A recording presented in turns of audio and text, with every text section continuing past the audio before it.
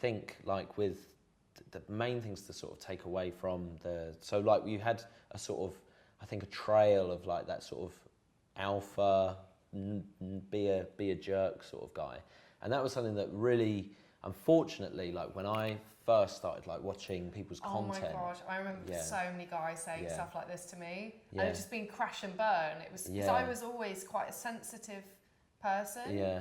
And, Same. And, you know, if you go and tell me that mole on my face probably needs to be removed, or like my nose is wiggling or doing something weird, I'm just going to either cry, storm off, or hit you. You know, not. I mean, especially in the like your first encounter with someone, like when you know, if you're in a relationship or anything like that, it's like you know, loads of jokes are going to go back and forward about you know, just bantering. You know, you just.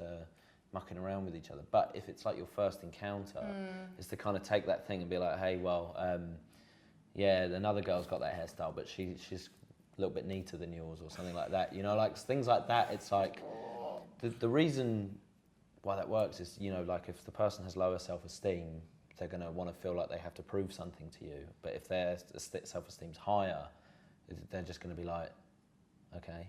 Because when I started, I tried stuff like that, and it was just like, I was like... I mean, that's what it comes across like to me as a woman, especially like someone who's more mature. I'm like, oh my goodness, like, you know, I'm like, that's okay.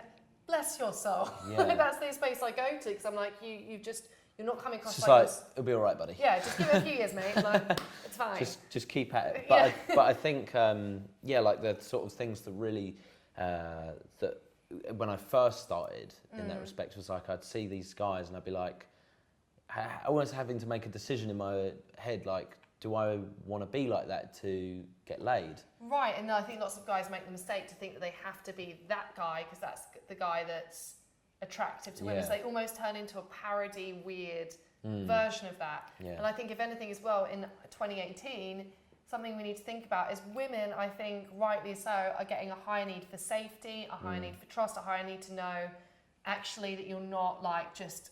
I was going to say a swear word then, but you know what I mean. Yep. Manipulating the BSing me. And I think women will have had, through online dating or other experiences, they're going to have had plenty of dates.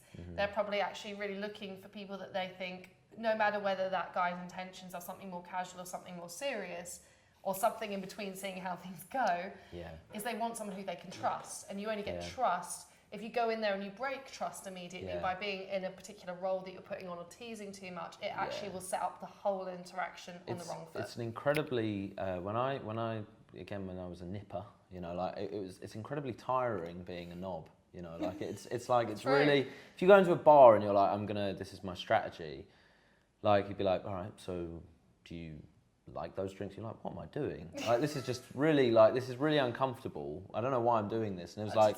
Can I share the fun fact? Is like, we were filming another video earlier today about being an alpha male. Oh, yeah. And Jack actually had to... Well, we were role-playing in a coffee shop. Jack was pretending to be like a real...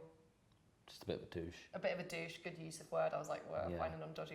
And you didn't like having to act rude in front of the people that were serving, right? No. That made you, and it made everyone feel uncomfortable. Yeah, like the people serving, I think one of the girls in there, one of the ladies, they didn't know that I was, I don't know, quite in a character, or I wasn't quite sure, and I was like, oh God, like, you know what I mean? I'm just like, and I'm just being basically an abrupt a-hole, like an...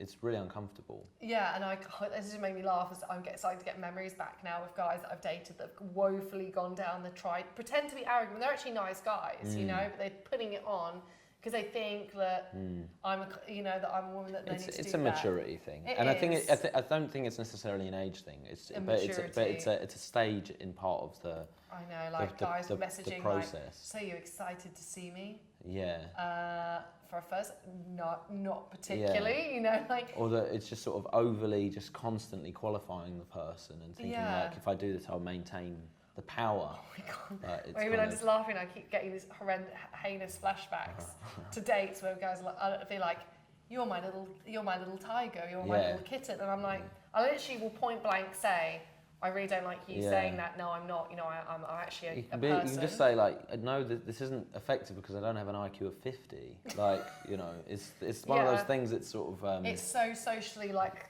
nails down chalkboard. So don't do nails down chalkboard social stuff. It's going to... and also that comes from a space of thinking that women are not people and that women require this whole extra bizarre way of communicating. She's a human, fundamentally. We might be socialised differently, we might have slightly different preferences some of the time, but essentially you have to be able to level with someone. And if you can't communicate clearly with another person, that's probably a pretty good indicator that you don't need to spend more of your time with them. So you see, I'm a huge fan of Jack's work. Jack has his own channel, so I'd really encourage you to subscribe and check out his amazing live practical demonstrations, particularly. Where can they find you, Jack? So it's the channel on YouTube is How to Attract, the Instagram is How to Attract, and the website is howtoattract.co.uk. So hopefully I kept it all the same, just so it's easy for people. But, amazing. And of course, Jack is one of my awesome coaches. He works on my women's training programs. He also works on Academy, so if you're a guy who would like to do our 12-week immersion course, it's 12 weeks because, as you can see from what we're talking about, we don't expect you to create change in a weekend. You're a human being, it's not realistic. Because of that, we believe in longer-term training, development and support. We offer 24/7 support on a chat thread during Academy. Credit goes to Ash for that one. Yeah, he's amazing. We do live training for those guys who can make it to the UK, but we also, I think the online version of Academy, we've seen through people changing, that is... It's because they're part of a group on the same mission, and that's why they're getting results, and it's the consistency. And as a team, so I always make it clear, like with my events, it's us working together because obviously I'm like one human being, and so in order to connect with these people, I bring in experts and people that I really, really trust, who I think share my values that we want to bring into the world. Jack is one of them. If you want to find out more about my Academy training course, you need to go to hayleyquinn.com/academy. There's also a link to both those things beneath this video. So thank you so much for watching. I've really appreciated it, and I'll see you again soon.